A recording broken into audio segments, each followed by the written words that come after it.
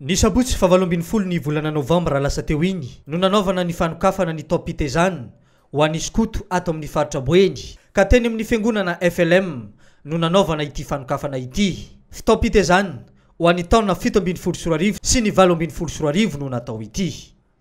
Androany fa 8 volana novambra 7 zany fandarana napetraka amin'ny faritany anokafana ny taom-panabeazana 7 le ho an'ny mpanazava style tao faritany Boeny zay solonay sy filoam-paritany mpanazava teny eto zany.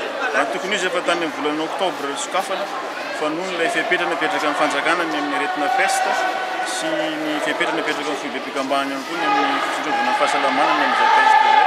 Dia androany zany no fandaminana nanaovana ilay fanokafana dia soran'Andriamanitra zany fa tanteraka soran tsara zany androany mpikambana betsaka be zay antrony ny solotenany fanjakana ny ministera ny tanora zay miahainay zany dia zay zany fitoam-bavaka natao androany ato amin'ny FLM Antanimalanga ity. Anisan'ny tanjony ho an'ny skoto eto Madagasikara fa indrindra ato amin'ny faritra Boeny ny fomba fitaizana ny tanora fa indrindra amin'ny fomba fitondranteny.